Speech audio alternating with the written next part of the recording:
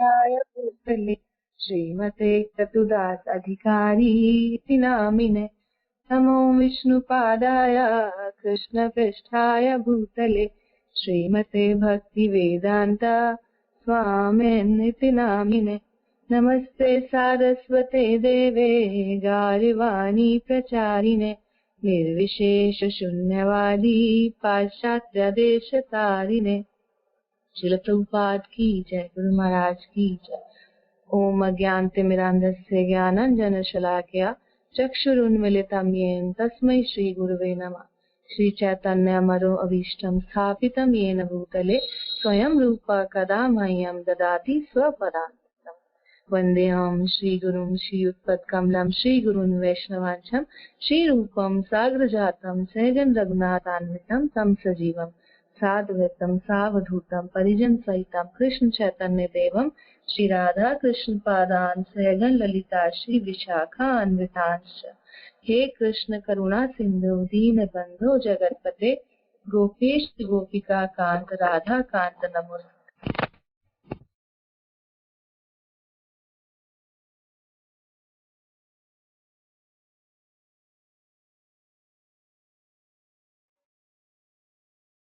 वाञ्छा कल्पतरुभ्यश्च कृपा सिन्धुभ्यैव च पतितानां पावनेभ्यो वैष्णवेभ्यो नमो नमः।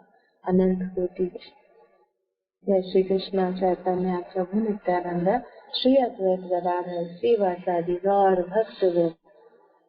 हरे कृष्णा कृष्णा कृष्णा हरे हरे हरे राम राम राम हरे हरे।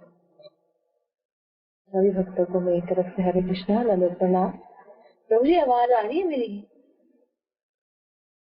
जी माता जी आपकी आवाज परफेक्ट है। ठीक है, थैंक यू प्रभु जी। हरे कृष्ण।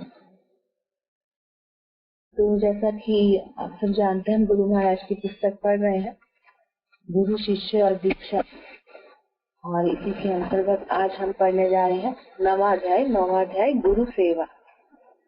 तो कल हमने शिष्य के गुण पढ़े कि शिष्य में क्या क्या गुण होने चाहिए, शिष्य कैसे होते हैं, शिष्य क्या कर्तव्य है। तो आज उसी की श्रृंखला में बहुत ही सुंदर ये अध्याय है। पूरी पुस्तक ही बहुत सुंदर है। गुरु महाराज ने एक एक चीज बहुत अच्छे से गुरु के बारे में, शिष्य के बारे में, दीक्षा के बारे में सब कुछ बहुत अच्छे से बताया। उसी से ही हम आगे कंटिन्यू करते हैं। अध्याय 9 गुरु सेवा, पेज नंबर 127।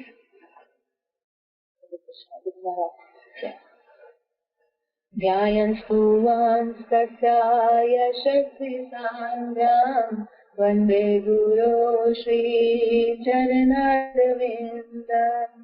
वन्दे गुरो श्रीचरणारविन्दम्। वन्दे गुरो श्रीचरणारविन्दम्। इसमें गुरु महाराज बता रहे हैं, ये गुरु अष्टक में जो हम मंगला आरती से बजाते हैं, गुरु आरती, उसी से लिया गया कि मैं दिन में कम से कम 3 बार श्री गुरुदेव का स्मरण, गुणगान एवं उनके चरणों में वंदना करता हूँ।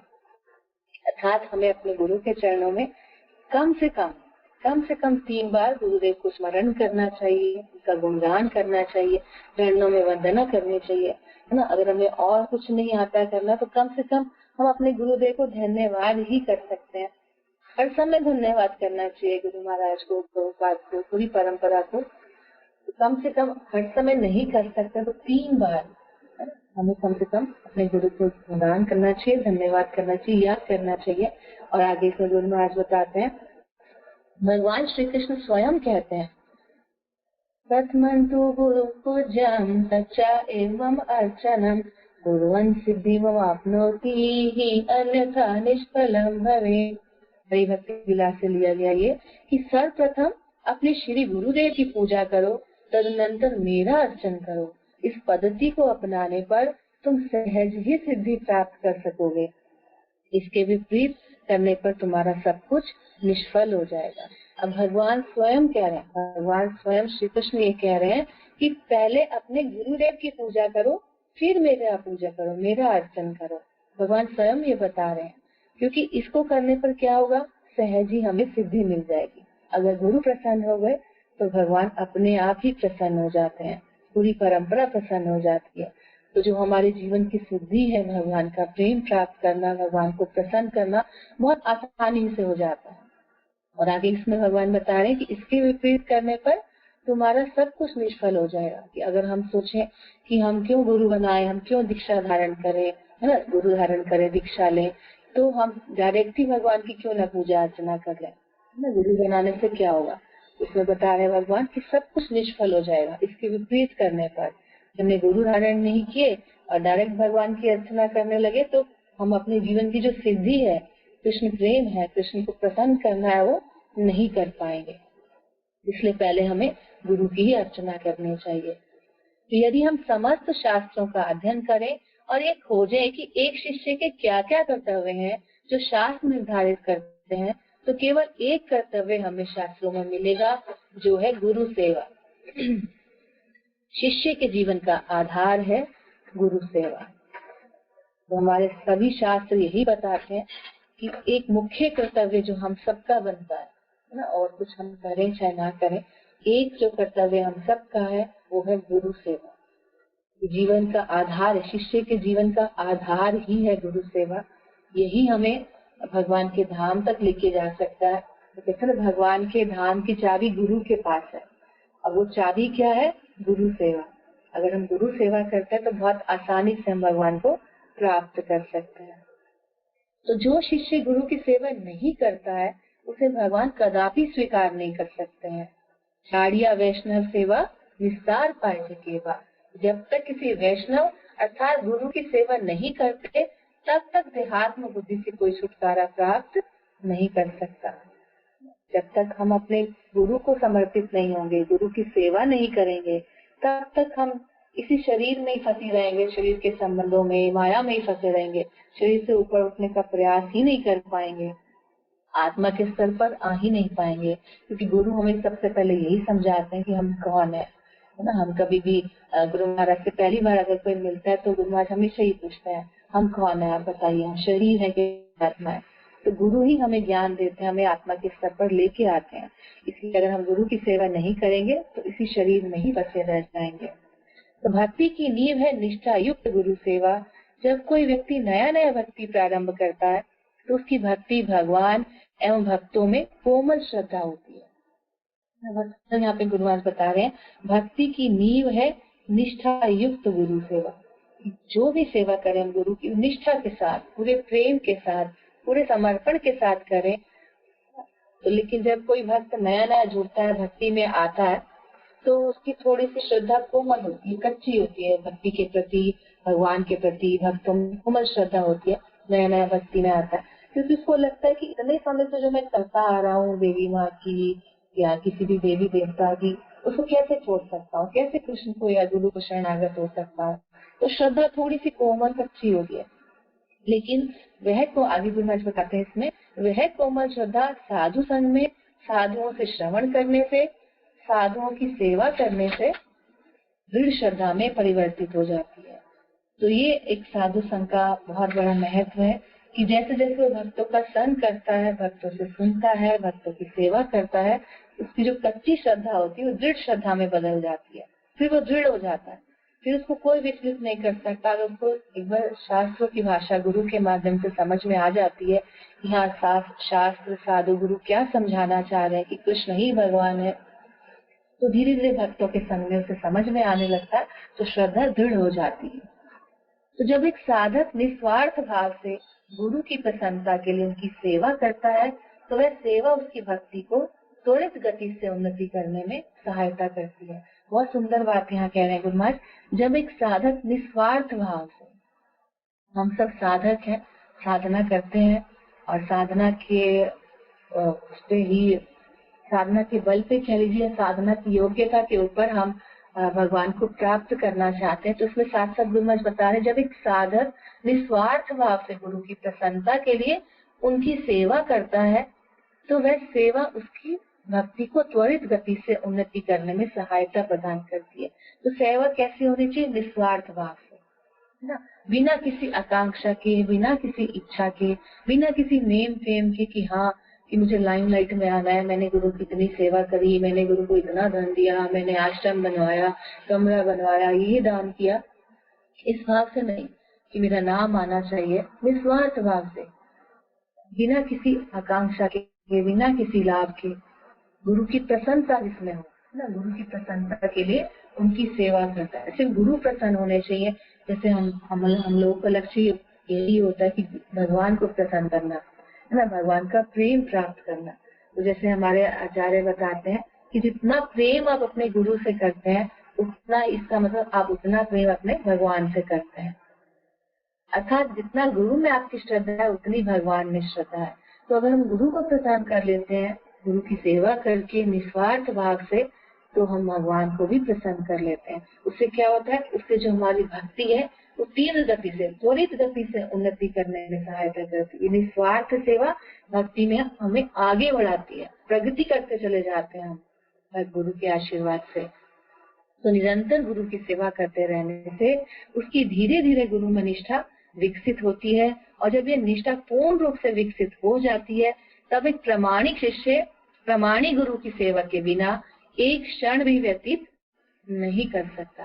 जब श्रद्धा प्रगाढ़ हो जाती है, गुरु में अगाध श्रद्धा हो जाती है, भगवान में अगाध श्रद्धा हो जाती है, फिर एक भक्त प्रामाणिक जो शिष्य है, प्रामाणिक गुरु की सेवा के बिना एक क्षण भी व्यतीत नहीं कर सकता, क्योंकि उसको समझ में आ गया कि गुरु प्रसन्न है तो भगवान मुझे वैसे ही मिल जाएंगे, गुरु की प्रसन्नता ही सब कुछ है। तो वो फिर पूरा प्रयास करता है कि कोई भी क्षण अपना व्यर्थ ना गवाए गुरु की सेवा के बिना।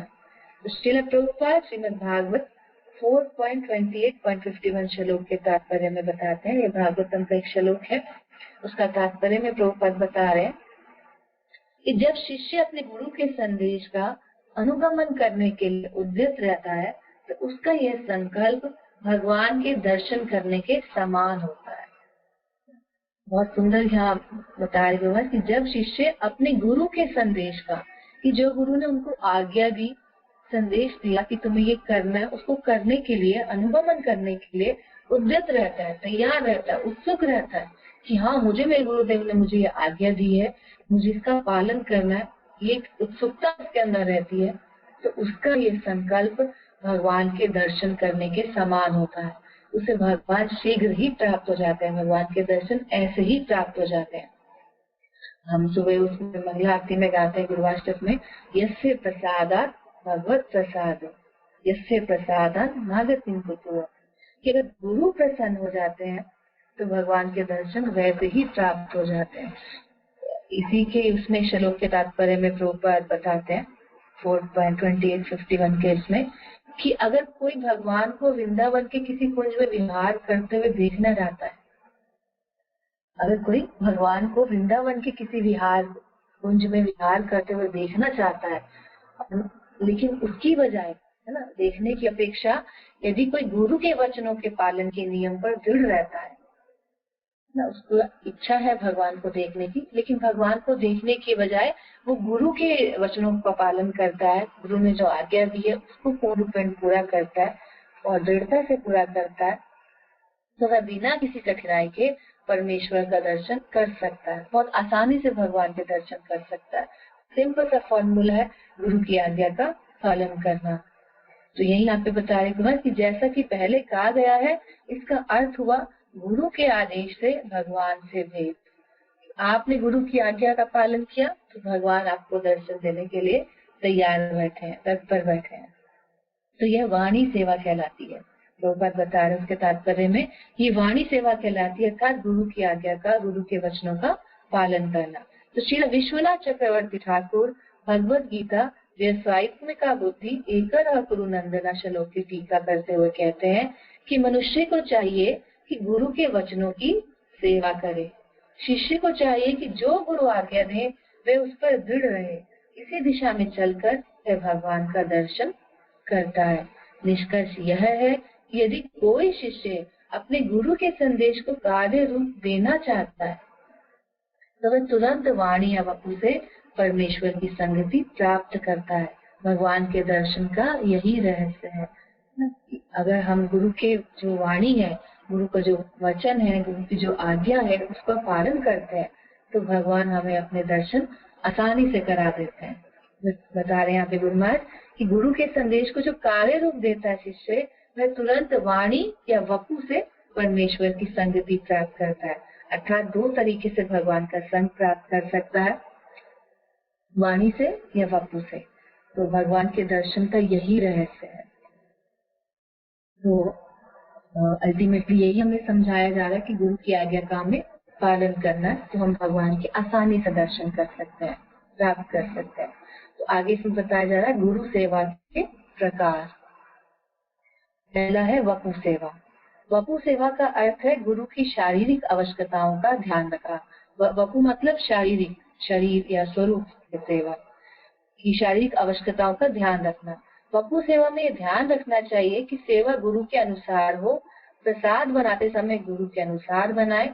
गुरु के कक्ष और शौचालय आदि की साफ सफाई करना, गुरु के चरण धोना, वस्त्र धोना और इस्त्री करना, चरण पादुकाएं साफ करना, बिछावन बिछाना, चरण दबाना या शरीर मालिश करना, पंखा करना, जिस वस्तु की आवश्यकता हो वो ला कर देना, परिवहन सेवा, प्रचार के लिए गाड़ी से इधर उधर ले जाना, उपहार देना, औषधि और वैद्य का ध्यान रखना, फूल माला पहनाना, बैठने का आसन देना, नहलाना, गुरु की आरती करना, यज्ञ के लिए संविधा लेकर आना, उनके आश्रम की साफ सफाई करना आदि वपु सेवा है। जो भी सेवा शरीर से जुड़ी हुई है, जैसे यहाँ गुरु महाराज बहुत कुछ बता रहे हैं, ये वपु सेवा के अंदर आता है कि गुरु के जहाँ पे गुरु ठहरे हैं उसकी साफ सफाई करना, गुरु के वस्त्रों को धोना, नहलाना, आरती करना, फूल माला पहनाना, गाड़ी से इधर उधर लेके जाना, उनके चरण पादुकाएं साफ करना, उनकी चरण पादुकाओं का ध्यान रखना, चरण दबाना, शरीर मालिश करना, ये सब क्या है? वपु सेवा है। आगे है वाणी सेवा। वाणी सेवा का अर्थ है गुरु की प्रचार कार्यों में सहायता करना, गुरु का प्रवचन सुनना और जीवन में उतारना, उनकी आज्ञा का श्रद्धा पूर्वक पालन करना, उनकी आज्ञा अनुसार प्रचार कार्य करना, यथा व्याख्यान देना, नए भक्त बनाना, उनके संभाषणों एवं लेखों का संग्रह करना, पुस्तक वितरण करना, जब वे कहीं प्रचार के लिए जाएं तो वहाँ सारी व्यवस्थाएं संभालना, अधिक से अधिक लोगों को गुरु के माध्यम से कृष्ण से जोड़ना, उत्सवों का आयोजन करना ताकि बड़ी संख्या में लोग आए, श्री श्री राधा कृष्ण मंदिरों की स्थापना करना व उनकी व्यवस्था संभालना, इसके लिए दान एकत्रित करना, इसके अतिरिक्त जो भी सेवा गुरु दे उसे पूर्ण निष्ठा के साथ संपन्न करना, ये गुरु की वाणी सेवा है। अर्थात गुरु की वाणी सेवा क्या अर्थ है? गुरु की प्रचार कार्यों में सहायता करना। कि गुरु क्या चाहते हैं हमसे? प्रचार करें, प्रचार ही सार है। यही जीवन की मेन उपलब्धि है हमें कि प्रचार करना है। जो प्रभुपाद ने हमारे गुरु महाराज को दिया, गुरु महाराज हमें दे रहे हैं, तो उनकी वाणी को प्रचार प्रसार करना, गुरु परंपरा के माध्यम से प्रवचनों को सुनना, उनका दूसरों को बताना, जीवन में उतारना, आज्ञा का पालन करना, नए नए भक्त बनाना, बड़े बड़े प्रोग्राम ऑर्गेनाइज करना, बहुत सारे लोगों को गुरु के माध्यम से कृष्ण से जोड़ना, मंदिरों की स्थापना करना, दान एकत्रित करना, है ना, और जो भी सेवा गुरु दे उसको निष्ठा के साथ करना, ये क्या है? वाणी सेवा है। तो इन दोनों सेवाओं में श्री गुरु को प्रसन्न करने वाली सेवा है उनकी वाणी सेवा। एक प्रमाणिक गुरु किसी शिष्य को अपनी निजी सेवा में नहीं लगाना चाहते हैं, अपितु वे तो शिष्य को श्री कृष्ण की सेवा में लगाना चाहते हैं, जिससे श्री कृष्ण प्रसन्न हो और शिष्य का भी कल्याण हो। तो दो तरह की सेवा हमने पढ़ी, वपु सेवा जो शारीरिक सेवा है, वाणी सेवा अर्थात गुरु के वचनों का, गुरु के आज्ञा का पालन करना, प्रचार कार्य में मदद करना। इन दोनों में से बता रहे हैं कि कौन सी सेवा बेस्ट है ना। दोनों सेवा अपनी अपनी जगह बहुत अच्छी है, लेकिन जो वाणी सेवा है वो बहुत ही, वाणी सेवा को अच्छा माना जाता है।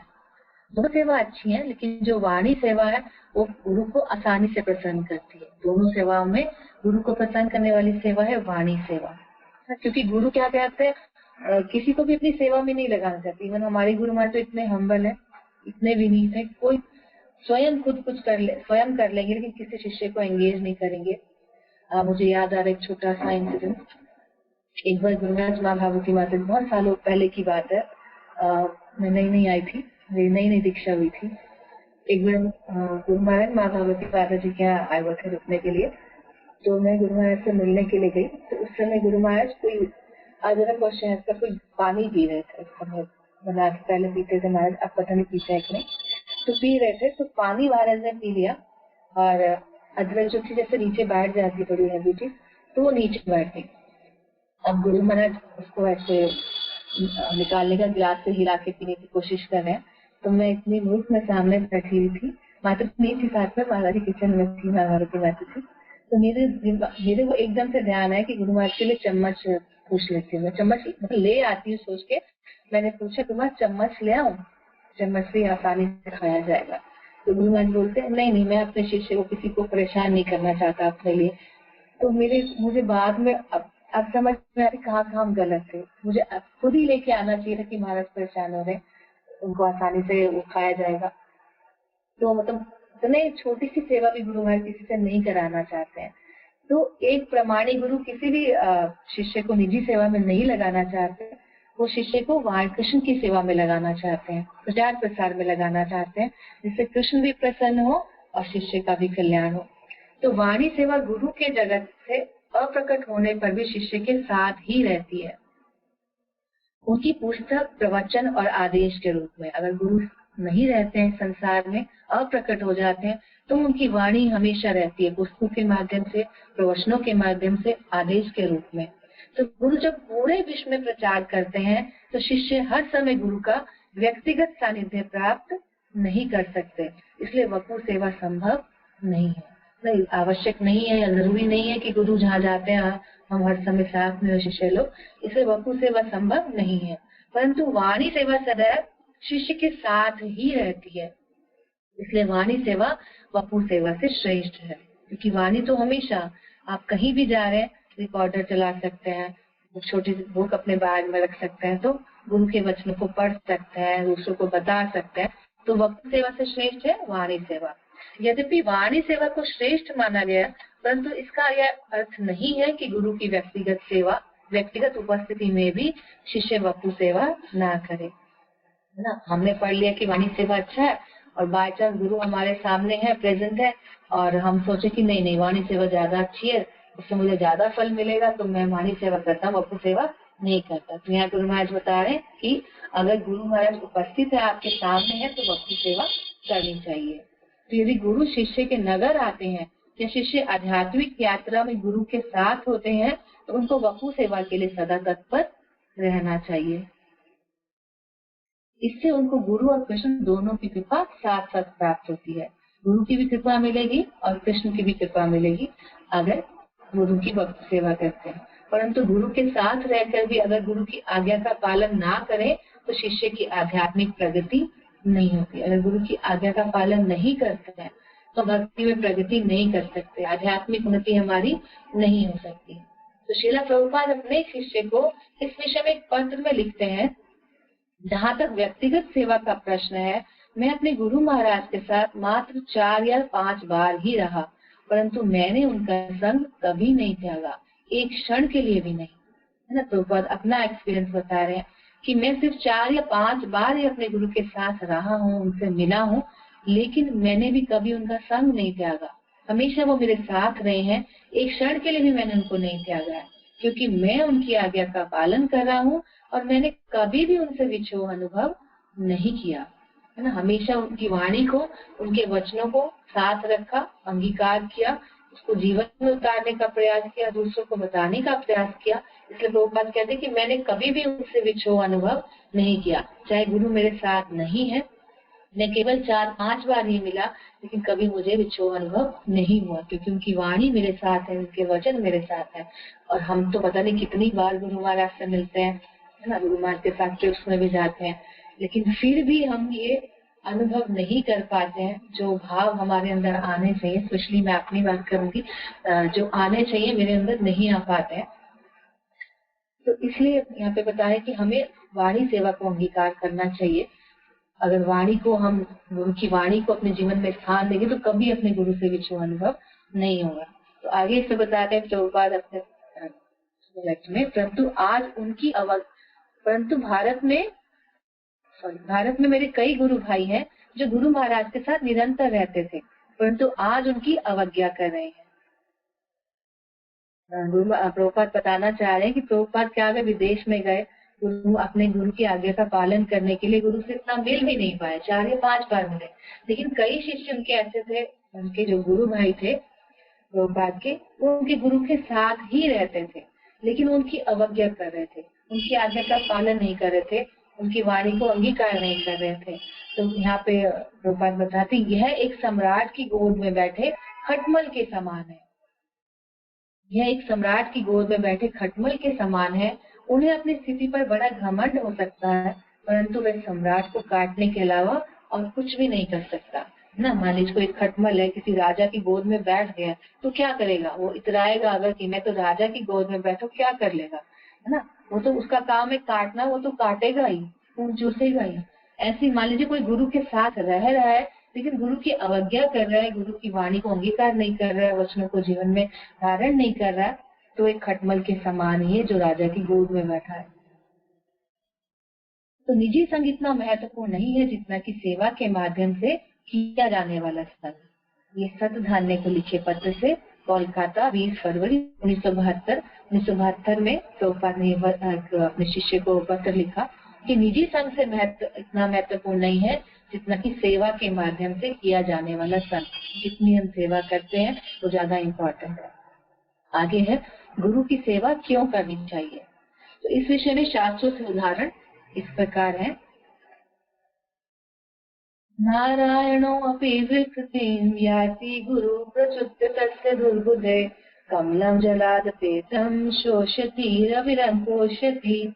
कि जो मनुष्य व्यक्ति गुरु सेवा से रहित है, अर्थात दीक्षा लेकर भी गुरु सेवा से वंचित है, भगवान भी उससे रुष्ट हो जाते हैं ना। क्या बता रहे हैं कि अगर किसी ने दीक्षा ले ली है, गुरु धारण कर लिए हैं, लेकिन गुरु सेवा से वंचित है ना, गुरु की आज्ञा को पालन नहीं कर रहा है, ना वपु सेवा कर रहा है, ना वाणी सेवा कर रहा है, तो भगवान भी उससे दुष्ट हो जाते हैं। जैसे सूर्य कमल को विकसित करता है, किंतु जल रहित कमल को वही सूर्य जला देता है। जल में कमल खिलता है, सूर्य की रोशनी से खिलता है, और वही अगर जल नहीं है तो वही सूर्य उसको जला भी देता है, कमल को उसे पुष्ट नहीं करता, उसे बढ़ने नहीं देता है, पल्लवित नहीं होने देता। तो इस उपमा रूपी दृष्टांत में जल गुरु के लिए प्रयोग किया गया है, सूर्य भगवान के लिए और कमल साधक के लिए। अर्थात जो जल है, यहाँ पे तुलना की जा रही, उपमा दी जा रही है, जल गुरु के समान है, कमल साधक के समान है, और सूर्य भगवान के समान। तो जो कमल है वो गुरु और भगवान की कृपा से, है ना, जल और सूर्य की कृपा से खिलता है जो कमल है। अर्थात साधक गुरु और भगवान की कृपा से भक्ति में प्रगति करता है। लेकिन अगर साधक कमल जल में नहीं रहता, अर्थात गुरु की आज्ञा का पालन नहीं करता, गुरु की सेवा नहीं करता, तो वही जो सूर्य है अर्थात जो भगवान है, उसकी भक्ति को पल्लवित नहीं होने देते हैं, उसे आगे बढ़ने नहीं देते हैं, अगर वो गुरु की सेवा नहीं करता है। जैसे यहाँ पे बताया, अगर कोई मूर्ख व्यक्ति गुरु सेवा से रहित है, अर्थात कमल खिल रहा है पानी में, उसको जल भी मिल रहा है, सूर्य की रोशनी भी मिल रही है, जल क्या है? गुरु है, सूर्य क्या है? भगवान है, और साधक क्या है? कमल है। लेकिन अगर साधक न गुरु की सेवा कर रहा है, न भगवान की आज्ञा का पालन कर रहा है, तो भगवान क्या है? उससे वो अपनी जो पल्लवित होने की शक्ति होती है उसको छीन लेता है, अर्थात साधक आगे नहीं बढ़ पाता अगर गुरु की सेवा नहीं करता है तो। तो इसमें आगे बताते हैं, भगवान श्री कृष्ण कहते हैं, श्रीमद् भागवतम 10वें स्कंद का 10.80-34 80 अध्याय का 34वां श्लोक है। न अहम इज्य प्रजातिभ्याम तपसा उपशमेन वा तुष्येयं सर्वभूतात्मा गुरु शुश्रूषया यथा। कि सभी जीवों का आत्मा स्वरूप मैं अनुष्ठानिक पूजा, ब्राह्मण दीक्षा, तपस्या अथवा आत्मानुशासन द्वारा उतना तुष्ट नहीं होता जितना कि मनुष्य की अपने गुरु के प्रति की गई श्रद्धापूर्ण सेवा द्वारा तुष्ट होता है। तो भगवान स्वयं बता रहे हैं भागवतम में कि मैं तो आप बड़ी बड़ी अनुष्ठान आयोजित करिए, पूजा करिए, ब्राह्मण दीक्षा भी ले लीजिए, खूब बड़ी चढ़ी तपस्या करिए, हिमालय पर जाकर तपस्या करिए, है ना, और अनुशासन से अपना जीवन बिताइए, तो भी मैं इतना प्रसन्न नहीं होता अगर आप गुरु की श्रद्धा पूर्वक सेवा नहीं करते हैं। भगवान किससे प्रसन्न होते हैं? मनुष्य की अपने गुरु के प्रति की गई श्रद्धापूर्ण सेवा से। भगवान श्रद्धापूर्ण सेवा से ही प्रसन्न होते हैं, है ना। तो सेवा हमें दिखावे के लिए नहीं करनी है कि हाँ नेम फेम के लिए नहीं करनी, स्वार्थ भाव से करनी है। और गुरु को सब पता रहता है ना, गुरु एक स्कैनर की तरह है ना। हम जैसे हमारे मान लीजिए कोई बॉडी में कुछ प्रॉब्लम हो जाती है, कहीं हड्डी टूट गई, कहीं बॉडी पेन हो रहा है, इंटरनल प्रॉब्लम है, एक्सरे करा लेंगे, अल्ट्रासाउंड करा लेंगे, है ना, स्कैनर मशीन से कुछ भी स्कैन करा लेंगे। लेकिन आज तक ऐसी कोई मशीन नहीं बनी है जो हमारे मन को स्कैन कर पाए हमारे मन की बात जान पाए। लेकिन गुरु जो दीक्षा गुरु है वो भगवान के साक्षात प्रतिनिधि है, भगवान की शक्ति प्रदर है। तो उनको ऐसी शक्ति प्राप्त होती कि वो हमारे मन की बात भी जान जाते हैं कि शिष्य के मन में क्या चल रहा है, क्या भाव है, उसको वो तुरंत पढ़ लेते हैं। बहुत सारे एग्जाम्पल आप सभी अनुभव करते होंगे, हम भी अपने जीवन में देखते हैं कि गुरु मन के भाव को भी पढ़ लेते हैं, समझ लेते हैं। तो गुरु चलता फिरता स्कैनर है जो हमारे मन की बात को भी जानता है। इसलिए श्रद्धा के साथ गुरु की सेवा की जानी चाहिए, तो भगवान प्रसन्न हो जाते हैं, बजाय कि हम बड़े बड़े अनुष्ठान करें, तपस्या करें। तो आगे इसमें बताते हैं, इसलिए जीव भगवान श्री कृष्ण को आनंद देना चाहता है, उन्हें तुष्ट करना चाहता है, उनका प्रेम पाना चाहता है। तो इसकी सफलता की कुंजी वे स्वयं इस श्लोक में बता रहे हैं। मुझे तुष्ट करने का सर्वोत्तम उपाय है गुरु की सेवा। भगवान बहुत इजी तरीका बता रहे हैं, मुझे प्रसन्न करना चाहते हैं तो आप गुरु की सेवा करिए। तो चैतन्य महाप्रभु कहते हैं, चैतन्य चरितामृत मध्य लीला 16.70, प्रभु कहे वैष्णव सेवा नाम संकीर्तन, दूरी कर शीघ्र पावे श्री कृष्ण चरण।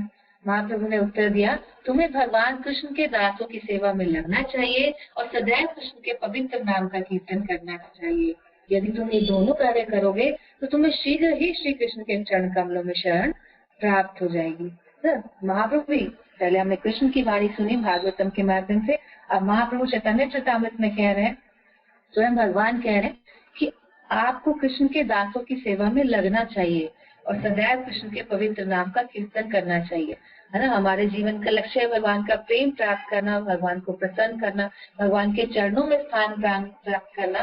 तो बहुत इजी तरीका यहाँ पे महाप्रभु बता रहे हैं कि आप वैष्णव सेवा करिए, अर्थात भगवान के दासों की सेवा में लगिए और नाम संकीर्तन को अंगीकार करिए, भगवान के पवित्र नाम का कीर्तन करिए और भगवान के दासों के दास बन जाइए। तो बहुत आसानी से हम भगवान की प्रसन्नता को प्राप्त कर सकते हैं, भगवान के चरण कमलों को प्राप्त कर सकते हैं। क्योंकि कृष्ण कौन है? सेवक भगवान है। कृष्ण सेवक भगवान, तो गुरु कौन है? सेव्य भगवान है। कृष्ण पूज्य कृष्ण सेव्य भगवान है और गुरु सेवक भगवान है। गुरु सेवा करते हैं और कृष्ण सेवा को लेते हैं। कृष्ण सेव्य भगवान है, गुरु सेवक भगवान है। और कृष्ण पूजक भगवान है, कृष्ण पूज्य भगवान है और गुरु पूजक भगवान है दोनों ही भगवान के बराबर ही कह सकते हैं हम गुरु को। भगवान नहीं है लेकिन भगवान के बराबर है हमारे लिए, भगवान की तरह ही उनका सम्मान होना चाहिए। जब हम उनकी सेवा करेंगे तो बहुत आसानी से हमें कृष्ण मिल ही जाएंगे। आगे बताते हैं गुरुराज, इसमें शिव जी कहते हैं, आराधना नाम सर्वेशाम विष्णु आराधनाम परम, तस्मात् परतरम देवी तदीयनाम समर्चनम। तो शिव जी ने देवी दुर्गा से कहा, हे देवी, यद्यपि वेदों में देवताओं की पूजा की संस्तुति की गई है, लेकिन भगवान विष्णु की पूजा सर्वोपरि है। किंतु भगवान विष्णु की सेवा से भी बढ़कर है उन वैष्णवों की सेवा जो वैष्णव भगवान विष्णु के संबंध में है। अब भगवान शिव जी स्वयं बता रहे हैं देवी पार्वती से कि कैसे हम भगवान को प्रसन्न कर सकते हैं, प्राप्त कर सकते हैं। वैसे तो सबकी सेवा बताई गई है, वेदों में देवी देवताओं की पूजा बताई गई है, लेकिन सबसे बड़ी पूजा है भगवान विष्णु की पूजा। तो ये उनसे भी बढ़कर है, भगवान विष्णु की भी पूजा से बढ़कर है उन वैष्णवों की सेवा जो भगवान से जुड़े हुए हैं, जो भगवान विष्णु के संबंध में, अर्थात गुरु जो भगवान के शुद्ध भक्त है, भगवान के प्रतिनिधि है ना, उनकी सेवा। गुरु कृष्ण अर्थात विष्णु के सबसे विश्वसनीय सेवक है। वह ही कृष्ण की प्रसन्नता के लिए कृष्ण विमुख जीवों को कृष्ण उन्मुख कराते हैं। गुरु क्या करते हैं? हम सब भगवान से विमुख हो चुके हैं, इसलिए माया में फंसे हुए हैं, संसार में दुख हमें झेलने पड़ता है ना। हमने भगवान की तरफ अपनी पीठ कर रखी है, मुख हमने सामने नहीं कर रखा, पीठ कर रखी है भगवान की तरफ, तो हम कृष्ण विमुख हैं। तो गुरु क्या करते हैं? हमें भगवान के सम्मुख लेके जाते हैं, कृष्ण उन्मुख कराते हैं।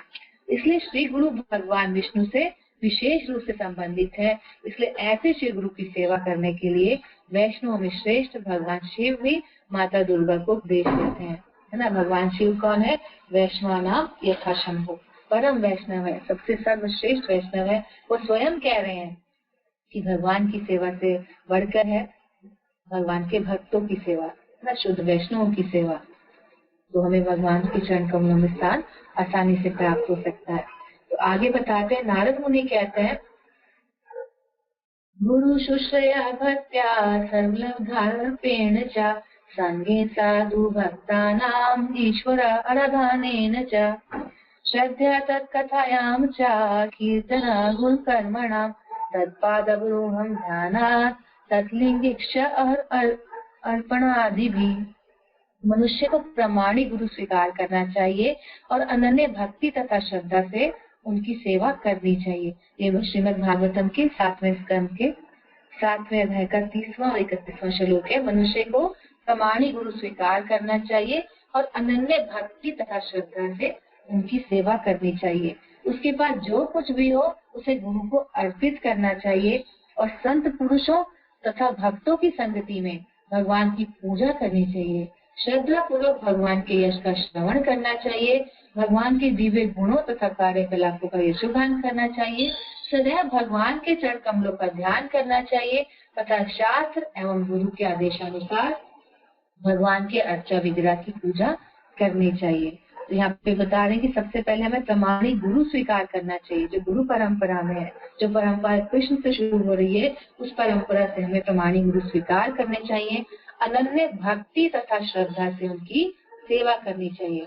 अनन्य भक्ति और श्रद्धा के साथ बार बार जहाँ भी गुरु की सेवा का वर्णन आ रहा है, बार बार यही कहा है, हमें श्रद्धा से सेवा करनी चाहिए, भार समझ के नहीं, भाव के साथ सेवा करनी चाहिए। मैं गुरु महाराज का लेक्चर सुन रही थी, तो उसमें गुरु महाराज बोलते हैं कि Krishna is the exclusive property of गुरुदेव। कृष्ण आपको सिर्फ गुरु ही प्रदान कर सकते हैं, गुरु के पास ही कृष्ण है। तो इसलिए अगर हम अनन्य भक्ति करेंगे, गुरु की श्रद्धा से उनकी सेवा करेंगे, तो हमें कृष्ण प्रदान कर ही देंगे, कृष्ण प्रेम दे ही देंगे। इसलिए हमें जो कुछ भी हमारे पास है गुरु को अर्पित कर देना चाहिए और संत पुरुषों और भक्तों की संगति में भगवान की पूजा करनी चाहिए। भक्तों का संग बहुत महत्वपूर्ण है ना।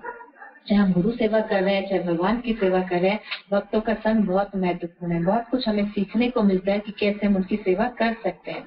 तो श्रद्धा पूर्वक भगवान के यश का श्रवण करना चाहिए, भगवान के दिव्य गुणों तथा कार्यकलापों का गुणगान करना चाहिए, यशोगान करना चाहिए, सदैव भगवान के चरण कमलों का ध्यान करना चाहिए, शास्त्र एवं गुरु के आदेशानुसार भगवान के अर्चा विग्रह की पूजा करनी चाहिए। जैसे जैसे गुरुओं में आदेश दे उसके अनुसार हमें भगवान की सेवा करनी चाहिए, अर्चा विग्रह की सेवा करनी चाहिए। और आगे इसमें प्रहलाद महाराज नरसिंह देव से कहते हैं, ये श्रीमद् भागवतम के 7वें स्कंद का 9वें अध्याय का 24वां श्लोक है, 7.9.24। तस्मात्तमुदानुवृतामहम् आशीषज्ञा आयुष्यं विभ्रममेन्द्रियमविरिञ्चयात् नाइच्छामि विलयितान् विक्रमे कालात्मना उपनया मां निष्कृत्य पार्श्वम्। कि हे भगवान, आप मुझे सांसारिक ऐश्वर्य, योग शक्ति, दीर्घायु तथा ब्रह्मा से लेकर एक शूद्र चींटी तक के सारे जीवों द्वारा भोग्य अन्य भौतिक आनंदों का पूरा पूरा अनुभव है। अब प्रहलाद महाराज कह रहे हैं नरसिंह देव से, जब नरसिंह देव उनसे बोलते हैं कि आप मुझसे वरदान मांगिए, जब हिरण्यकशिपु का वध कर देते हैं कि आप मुझसे वरदान मांगिए, आप मुझसे क्या चाहते हैं। तो प्रहलाद महाराज बोलते हैं, हे भगवान, अब मुझे सांसारिक ऐश्वर्य, योग शक्ति, दीर्घायु तथा ब्रह्मा से लेकर एक शूद्र चींटी तक के सारे जीवों द्वारा भोग्य अन्य भौतिक आनंदों का पूरा पूरा अनुभव है।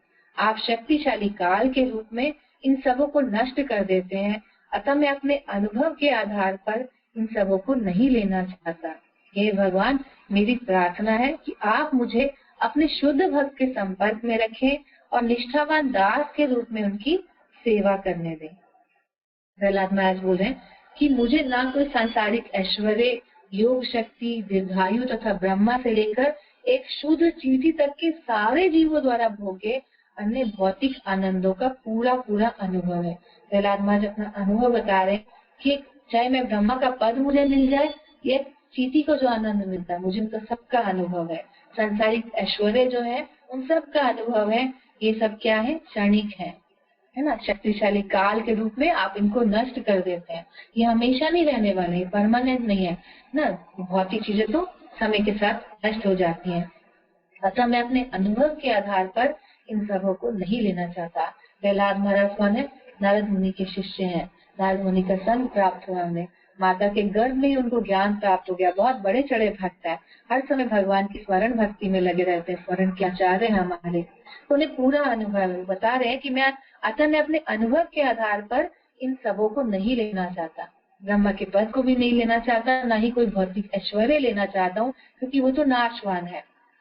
हे भगवान, मेरी प्रार्थना है कि आप मुझे अपने शुद्ध भक्त के संपर्क में रखें और निष्ठावान दास के रूप में उनकी सेवा करने दें। देखिए प्रहलाद महाराज से बड़े चढ़े भक्त, वो भी क्या कह रहे हैं? शुद्ध भक्त के संपर्क में रखें और निष्ठावान दास के रूप में उनकी सेवा करने दें। वो भी शुद्ध भक्त का संग मांग रहे हैं, अर्थात अपने गुरु का संग मांग रहे हैं और दास के रूप में उनकी सेवा करना चाहते हैं। इतने बड़े चढ़े भक्त होने के बावजूद भी दास की भूमिका। दास क्या है? वो अपने स्वामी को, अपने मालिक को प्रसन्न करना चाहता है। उनकी प्रसन्नता में ही अपने को प्रसन्न महसूस करता है। तो प्रहलाद महाराज यही चाह रहे हैं कि उन्हें अपने गुरु का संग प्राप्त हो और निष्ठावान दास के रूप में वो उनकी सेवा कर पाए। तो इस प्रकार प्रहलाद महाराज नरसिंह देव से प्रार्थना करते हैं। गोपाल बता रहे तात्पर्य में कि जगत में प्रत्येक बुद्धिमान व्यक्ति को प्रहलाद महाराज का अनुसरण करना चाहिए। महाजनो ये दत्ता सा पंथा। प्रहलाद महाराज अपने पिता के द्वारा छोड़ी गई संपत्ति का भोग नहीं करना चाहते। सब कुछ वो क्या कह रहे हैं? मुझे कुछ नहीं चाहिए, मुझे कोई ऐश्वर्य नहीं चाहिए, मुझे सबका अनुभव है, सब क्षणिक है, कोई आनंद नहीं देने वाले हैं। अपितु वे भगवान के दास का दास बनना चाहते थे, अर्थात गुरु सेवा करना चाहते थे। तो जानते हैं कि गुरु की सेवा करने से ही भगवान अपने आप प्रसन्न हो ही जाएंगे, क्योंकि गुरु ही कृपा प्रदान कर सकते हैं, गुरु ही हमें कृष्ण दे सकते हैं। तो इसलिए हमें पूरा प्रयास करना चाहिए गुरु की सेवा करने का, कैसे भी हम कर सके यथासंभव हमें प्रयास करना चाहिए। जैसे कि पहले भी मैंने बताया कि भगवान के धाम की जो चाबी है वो गुरु के हाथ में है ना, गुरु के हाथ में। और गुरु वो चाबी क्या है? गुरु की सेवा। तो गुरु की दोनों सेवाएं इंपॉर्टेंट है, वपु सेवा भी और वाणी सेवा भी। यही आज हमने पढ़ा। लेकिन वपु सेवा हम हर समय नहीं कर सकते। मेन हमें गुरु चाहे पास में हो चाहे दूर, हमें गुरु के मूल को अंगीकार करना चाहिए, गुरु के भाव को समझना चाहिए, गुरु हमसे क्या चाहते हैं ना। तो गुरु यही चाहते हैं कि हम उनकी आज्ञा का पालन करें, मिलजुल के रहें। जो गुरु महाराज का बहुत सुंदर नारा है, अपना सहयोगी प्रेमी परिवार, उसको सार्थक करें। अगर हम उसको अपने जीवन में उतारते हैं, हम गुरु की आज्ञा का पालन करें, तो गुरु अपने आप प्रसन्न हो जाएंगे और कृष्ण हमें प्रदान कर ही देंगे, कृष्ण प्रेम हमें मिल ही जाएगा। तो हमें गुरु की प्रयास करने दोनों सेवा कर सके। लेकिन वपु सेवा संभव नहीं है तो वाणी सेवा को हमें जरूर अंगीकार करना चाहिए। वाणी सेवा क्या है? गुरु की शिक्षाएं, गुरु की आज्ञाएं, जो उन्होंने हमें अपने लेक्चर्स के माध्यम से, अपने प्रवचनों के, अपनी बुक्स के माध्यम से, बहुत सुंदर सुंदर गुरु महाराज ने किताबें लिखी है हम सबके लिए, और बहुत सुंदर, एक एक बुक बहुत अच्छी है, आप पढ़ के देखिए, और सबको पढ़ना भी चाहिए। तो बहुत सुंदर पुस्तक है। जो शिक्षा हमें गुरु महाराज ने दी है उसे हम आगे लोगों को बताएं। गुरु महाराज यही हमसे चाहते हैं, यही वाणी सेवा हम पढ़ें, जीवन में उतारें और दूसरों को भी उसके बारे में बताएं, ताकि उनका भी कल्याण हो। तो लास्ट में बस यही है, इसमें हमने बहुत सुंदर पढ़ा कि अगर हम गुरु की सेवा करते हैं तो हम भगवान के दर्शन, क्योंकि हर कोई भगवान के दर्शन करना चाहता है ना। अक्सर लोग पूछते हैं आपको तो भगवान के दर्शन हुए होंगे, आप तो भगवान को देख सकते होंगे, क्या आपको भगवान के दर्शन हुए? तो भगवान के दर्शन करने का सबसे सरल और सीधा उपाय है भगवान गुरु महाराज की वाणी सेवा, है ना, गुरु की वाणी को अंगीकार करना। अगर हम गुरु की वाणी को, गुरु की सेवा करते हैं किसी भी तरीके से, वाणी सेवा या सेवा, तो हम भगवान की कृपा प्राप्त कर सकते हैं, भगवान के दर्शन भी प्राप्त कर सकते हैं। तो सरल तरीका है भगवान की, गुरु की, भगवान को प्रसन्न करने का, गुरु की सेवा। तो आज हमने यही पढ़ा, यही तक मेरी सेवा थी।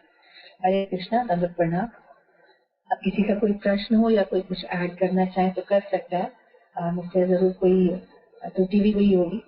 एक्चुअली मेरी निगाह घड़ी गई थी कि इतने बजे तक खत्म कर रहा है, तो जल्दी जल्दी में जितना मुझे समझ में आया मैंने प्रयास किया। किसी का प्रश्न हो, कोई कुछ ऐड करना चाहे कर सकता है, कोई करेक्ट करना चाहे कर सकता है, मुझसे त्रुटियां हुई होंगी।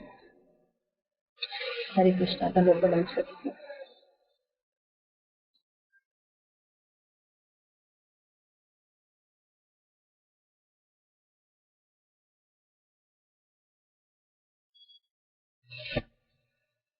हरे कृष्णा।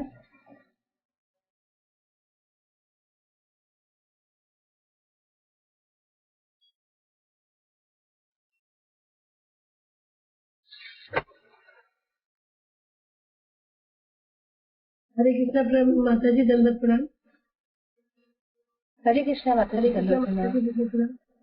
माता जी आपने बहुत अच्छा। हरे कृष्णा दंडवत प्रणाम। हरे कृष्णा माता जी दंडवत प्रणाम। प्रणाम। हाँ जी माता जी, आवाज आ रही है आपकी। आपने आज बहुत अच्छा ये गुरु सेवा का ये टॉपिक बताया, गुरु सेवा कैसे करनी चाहिए। गुरु सेवा मतलब जब अगर हम गुरु के पास भी नहीं है तो पास आना तो बहुत मुश्किल हो, मतलब जैसे कभी कभी जा पाते हैं, लेकिन प्रचार द्वारा ही, प्रचार और गुरु के आदेश का पालन करके ही हम गुरु की सेवा कर सकते हैं। ये गुरु की सेवा हो जाती है। ये बहुत अच्छा बताया, बहुत समझा के बताया, और हम भी आगे कोशिश यही करेंगे कि प्रचार के द्वारा हम और गुरु के आदेश के पालन के द्वारा हम गुरु की सेवा कर सकें। इसके लिए हम आपकी सबकी दुआ और भगवान मतलब शक्ति चाहिए, शक्ति के द्वारा ही हम। माता जी। हरे कृष्णा। थैंक यू माता जी। All the best Guru Maharaj. Guru Maharaj ने लिखा इतना सुंदर, मैंने तो बस पढ़ दिया। और आप भी मुझे आशीर्वाद दीजिए, आप सब आशीर्वाद दीजिए। मैं पढ़ तो रही हूँ तो इसको मैं भी जीवन में उतार पाऊँ, अच्छे से गुरु की सेवा हम कर पाए। हम तो अगर छोटी सी भी गुरु की सेवा करते हैं तो गुरु को बहुत बड़ा मान लेते हैं, बहुत हम पे कृपा प्रदान करते हैं। अभी गुरु महाराज हमारे यहाँ महरौली माँ बाबती माता जी कृपा से आते रहते हैं। तो एक बार हमने अभी सेवा का अवसर मिला, माता जी नहीं थी, तो माता जी मैंने गुरु महाराज से बोला कि कोई सेवा में अगर कमी रहेगी गुरु महाराज तो हमें क्षमा करना। तो गुरु महाराज बोले नहीं, आपने तो स्वर्ग से बढ़कर भी सेवा करी। मतलब गुरु महाराज छोटी सेवा को भी बहुत बड़ा मानते हैं। तो हम सबको गुरु की आज्ञा का जरूर पालन करना चाहिए। और सबसे सरल है वाणी सेवा, तो बहुत सिंपल है, हम कर सकते हैं। हरे कृष्णा। Thank you Guru Maharaj. मुझे भी आप आशीर्वाद दीजिए कि मैं भी गुरु की वाणी सेवा कर सकूं। गुरु महाराज का आशीर्वाद। हरे कृष्ण। हरे कृष्ण। हरे कृष्ण माता जी। माता जी। हरे कृष्ण। कृष्ण माता जी प्रणाम। हरे कृष्ण प्रभु जी दंडवत प्रणाम। माता जी आप आज आपका प्रदर्शन। हाँ जी माता जी आज आपका प्रदर्शन बहुत अच्छा लगा। तो गुरु महाराज का आशीर्वाद है, हाँ भगवती माता जी का आशीर्वाद है। उनसे जो सीखा गुरु महाराज, मैंने तो सिर्फ गुरु महाराज की वाणी को पढ़ दिया, जिन्होंने लिखा मैंने पढ़ दिया। ये सब महाराज का आशीर्वाद है। और आपने अच्छे से सुना, आपको अच्छा लगा, तो इसके लिए बहुत बहुत धन्यवाद। माता जी दंडवत प्रणाम। माता जी हरे कृष्ण प्रभु जी दंडवत प्रणाम। हरे कृष्ण। Thank you. हरे कृष्ण माता जी दंडवत प्रणाम। हरे कृष्णा माता जी दंडवत प्रणाम। माता जी हरे कृष्ण प्रभु जी दंडवत प्रणाम। जी माता जी कह रहे हैं कि जो माँ, जो भगवती माँ, जो दुर्गा माँ के अब जो बताई है कि वो विष्णु का महाभक्त है, तो विष्णु का जो महाभक्त जो भगवान का भक्त है उनको भी सेवा करना चाहिए। बिल्कुल बिल्कुल। जो हमने पढ़ा वो ये था कि शिव जी जो है वो भगवान के परम भक्त हैं। वैष्णव नाम यथा शंभु। शिव जी को परम वैष्णव कहा जाता है। गृहस्थ है, गृहस्थ में रह के भी हर समय भगवान के नाम में लगे रहते हैं, चिंतन में लगे, ध्यान में लगे रहते हैं। वो देवी पार्वती से कहते हैं कि सबसे देवी देवताओं में श्रेष्ठ विष्णु की भक्ति है। विष्णु से भी बढ़कर भगवान के भक्तों की सेवा करना है, उनकी सेवा करना सबसे उत्तम है। जो भगवान से जुड़े हुए हैं, भगवान विष्णु से जुड़े हुए हैं, उनकी सेवा सबसे ऊपर है। तो भगवान शिव स्वयं ये बता रहे हैं देवी पार्वती को। जी तो शिव जी का सेवा कर सकते हैं माँ? शिव जी का सेवा? हाँ जी, शिव जी की सेवा कर सकते हैं। शिव जी कौन है? भगवान के परम वैष्णव है, तो उनसे भी हमें भक्ति ही मांगनी चाहिए कि आप हमें भक्ति प्रदान करिए। जैसे आप भगवान के बड़े चढ़े भक्त हैं, इतने परम वैष्णव हैं, आप कृपा करिए, मुझे भी भक्ति प्रदान करिए ताकि मैं भी अच्छे से उनकी भक्ति कर पाऊँ, एक अच्छा वैष्णव बन पाऊँ। आप मुझ पर कृपा करिए। तो इस तरह से हम उनसे भक्ति कर सकते हैं, उनसे ये मांग सकते हैं। तो कोई भौतिक इच्छा ना रखे, सिर्फ भगवान के लिए मांग सकते हैं हम। जी भौतिक इच्छा नहीं, उनसे प्रार्थना करते हैं। उनसे अगर कभी वंदना करते हैं, जैसे अभी अगरबत्ती अभी आरती जलाए थे ना, तो अभी अगरबत्ती दिखाए, जैसे फूल चढ़ाते हैं शंकर भगवान जी पर, तो उनसे भी यही मांगते हैं, भगवान हमको भक्ति प्रदान कीजिए, भगवान के प्रेमा भक्ति प्रदान कीजिए, गुरु के सेवा करो, इतने बुद्धि दीजिए हमको। बिल्कुल बिल्कुल। जब हम किसी देवी देवता की निष्काम भक्ति करते हैं, बिना किसी भौतिक इच्छा के भक्ति करते हैं, तो अपने आप ही आपको कृष्ण की ओर मोड़ देते हैं। हम सब भी प्रभु जी इसी उससे निकले हैं। पहले कोई शिव भक्त था, कोई माता का भक्त था, तो उन्होंने कृपा करी, हमने निष्काम भक्ति करी या कुछ इच्छा नहीं रखी भौतिक, तो अपने आप वो भी कृष्ण के ट्रैक पे ले आए, भगवान की राह पे ले आए। तो वो करते कृपा करते हैं, तो हम उनसे भौतिक इच्छा न करके इस तरह इच्छा कर सकते हैं, आध्यात्मिक इच्छा कर सकते हैं। जी माता जी, धन्यवाद माता जी, कोटि कोटि प्रणाम माता के चरणों में। हरे कृष्ण, धन्यवाद प्रणाम।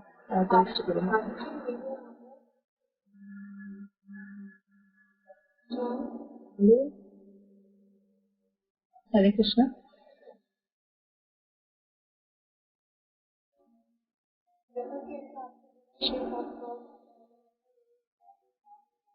माता जी आपकी आवाज बहुत कम आ रही है। हरे कृष्ण। बहुत कम, बहुत धीरे आ रही माता जी आपकी आवाज। थोड़ा सा माइक आप पास में लेके आइए।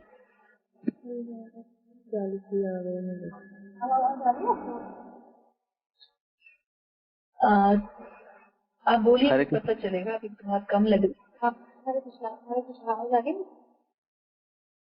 हाँ जी, अब आ रही, थोड़ा सा आ रही। हाँ, हरे कृष्ण। अभी रिसेंटली मेरे यहाँ पर एक मतलब कथावाचक है जो टीवी पर ये बोलते हैं कि शिव पुराण सबसे महापुराणों में आता है, श्रीमद् भागवतम से भी आगे आता है। क्या ये सत्य है? माता जी सबसे ऊपर तो श्रीमद् भागवत पुराण ही है। हाँ, पर वो श्रीमद् भागवतम को आगे नहीं रखते, मतलब बाकी हाँ वो बोलते हैं शिव पुराण ही महापुराण है। एंड उनका एक उनका मैजिक भी है जिससे भक्ति बहुत ज्यादा इफेक्टिव होती है। उन्होंने लोगों को मतलब बहुत ज्यादा ट्रिक्स बताई हुई है कि आपको कैसे, और काफी लोगों को ये ट्रिक्स बहुत ज्यादा सूटेबल रही है। लाइक जिसको कैंसर होता है तो उन्होंने ऐसा बताया हुआ था कि जो बेलपत्र चढ़ाते हैं भगवान शिव के ऊपर एंड हम उसको ईट करते हैं, तो काफी टाइम तक हम इसे ईट करेंगे तो हमारा कैंसर खत्म हो जाएगा। और ऐसे बहुत सारे भक्त हैं जिनका कैंसर सच में खत्म हो गया। और रिसेंटली मेरी सोसाइटी में ही एक रुद्राक्ष उन्होंने स्वयं बांटा था। जब उनकी भागवत हुई थी तो उन्होंने रुद्राक्ष के मोती बांटे थे, और वो रुद्राक्ष का पानी पीने से बहुत सारे लोगों की स्थितियाँ, प्रॉब्लम सब कुछ खत्म हो चुका है। मतलब बहुत इफेक्टिव है वो रुद्राक्ष, और काफी लोगों के पास भी है। और उसका वो पानी डेली मतलब एक कुछ पानी का पात्र लेते हैं, उसमें डालते हैं एंड मॉर्निंग में पीते हैं। मैंने भी पिया बट मुझे ऐसा कुछ इफेक्टिव नहीं लगा, क्योंकि मैंने तो ट्राई किया। जस्ट एंड में किसी को मजाक नहीं उड़ा रही हूँ, बस मैं बोल रही हूँ क्या ये सारी घटनाएं क्या सत्य हो सकती हैं? माता जी सबसे ऊपर तो हाँ जी, आजकल माता जी आजकल का जो कलयुग का समय चल रहा है, कलयुग का प्रभाव है, चमत्कार को ही नमस्कार किया जाता है। हाँ, वही अगर मान लीजिए वो उनके दुख दूर हो भी रहे हैं तो उसका ये जो हमारे जीवन का उद्देश्य है ना। भागवत हमें क्या समझ में आता है? भागवत हमें जीना भी सिखाती है, मरना भी सिखाती है। कैसे हमें भक्ति करनी है, कैसे कृष्ण की भक्ति करनी है, कैसे गुरु की शरण में जाना है, एक चीज हमें भागवत समझाती है। तो इन प्रॉब्लम्स को, और हर कोई परेशान है आज के समय में, कोई तन दुखी, कोई मन दुखी, कोई धन बिन रहे उदास, थोड़े थोड़े सब दुखी, सुखी हरि का दास। हर कोई परेशान है, तो जिसको जहाँ से भी कोई सोल्यूशन मिलता है उसको करने का प्रयास करता है। लेकिन जो भागवत है वो अमल पुराण है, सबसे उच्च है ये।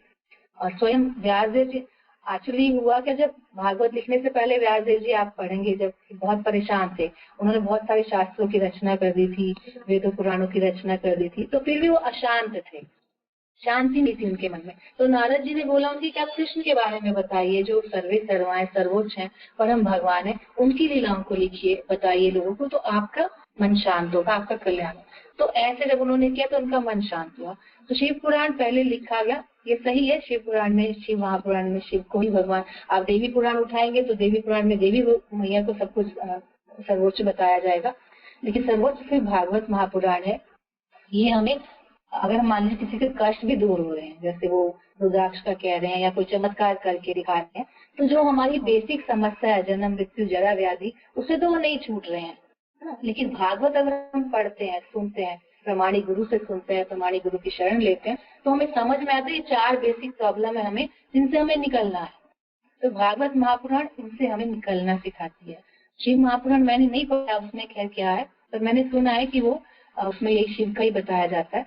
लेकिन जो आजकल के समय जो गुरु बन रहे हैं, मैंने तो टीवी पे एक बार देखा, बाय चांस में बेटा टीवी चला के बैठा था, तो चैनल चेंज करा था, कोई गुरु थे, वो पानी से हाथ में लेके कि ये सिद्ध किया हुआ पानी है, जहाँ तक ये जाएगा ना तो वो सारे मेरे शिष्य हो गए, है ना, उनके सारे दुख दूर हो जाएंगे, ऐसे कुछ वो करके दिखा रहे थे। तो ये कोई प्रमाणिक गुरु नहीं हुए, कुछ ऐसा नहीं हुआ, है ना। तो हमें प्रमाण, तभी गुरु महाराज की जो बुक है गुरु दीक्षा शिष्य में पढ़नी चाहिए, समझनी चाहिए कि गुरु कैसे होने चाहिए। कहते ना, पानी पिए छान के, गुरु करो जान के। सोच समझ के हमें क्या गुरु बनाने चाहिए, जीवन में धारण करने चाहिए कि किससे मेरा कल्याण हो सकता है। इन ये टेम्परेरी चमत्कारों से हम अपने जीवन का कल्याण नहीं कर सकते, ये तो क्षणिक है। थोड़े टाइम हमें वो प्रॉब्लम से निजात मिलेंगे, फिर दोबारा प्रॉब्लम हो जाएगी। हाँ, आप बिल्कुल सही कह रहे हो, आजकल का समय का प्रभाव है कि चमत्कार को नमस्कार किया जाता है ना। हमारे यहाँ भी दिल्ली, साउथ दिल्ली में है गुरु जी जो ऐसे चमत्कार करते हैं। रियल ब्रदर एंड भाभी का डिवोर्स हो रहा था, शादी को 1 साल ही हुआ, बिल्कुल क्लोजनेस नहीं थी, भाई का अफेयर था कहीं दूसरी जगह और डिवोर्स था। मेरी मम्मी को पता नहीं क्या हुआ, कृष्ण भक्त नहीं, अचानक शिव भक्त बन गई और गई, पानी लेके आई रुद्राक्ष का, उन आंटी के घर से मांग के लाई और भैया को पिलाया। एंड रिसेंटली भैया 7 डेज भी नहीं हुए, भाभी से बोलने भी लगे एंड डिवोर्स वगैरह सब कैंसिल वगैरह, सब कुछ नॉर्मल हो गया।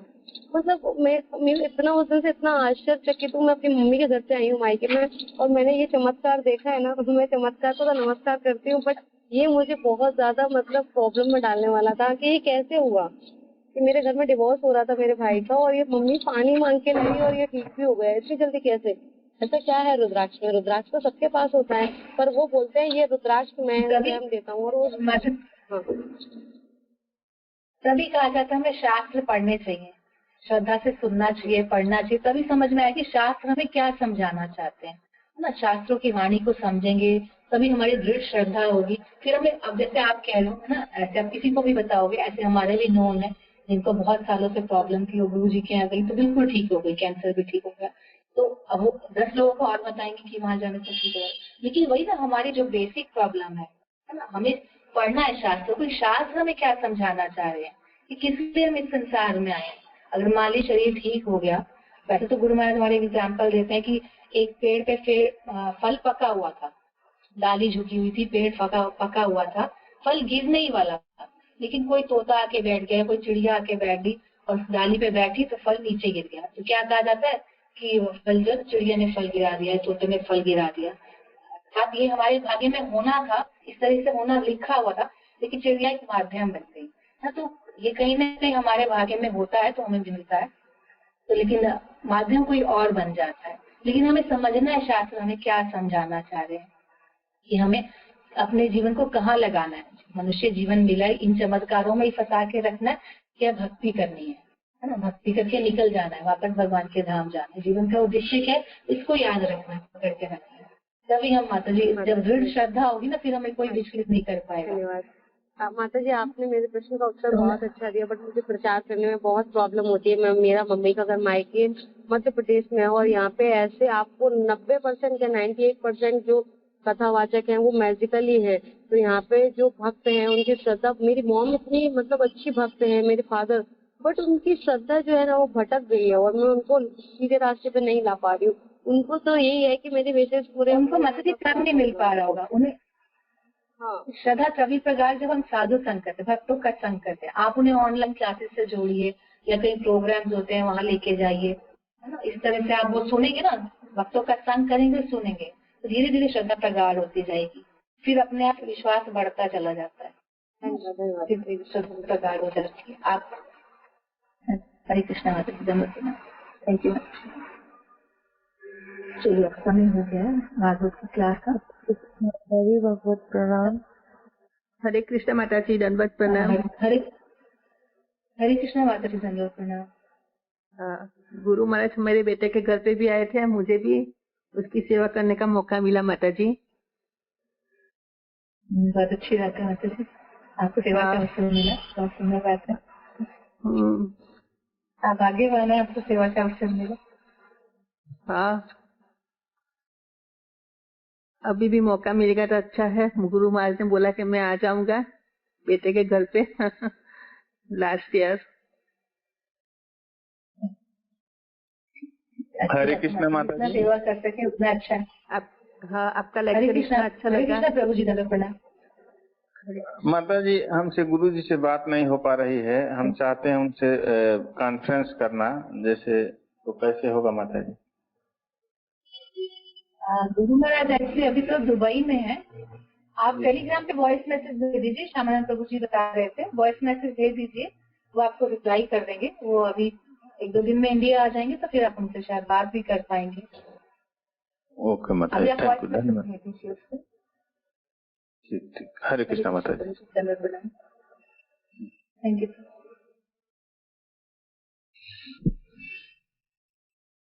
हरे कृष्ण प्रभु जी, श्यामानंद प्रभु जी, क्लास को विराम दो, समय हो गया भागवत का।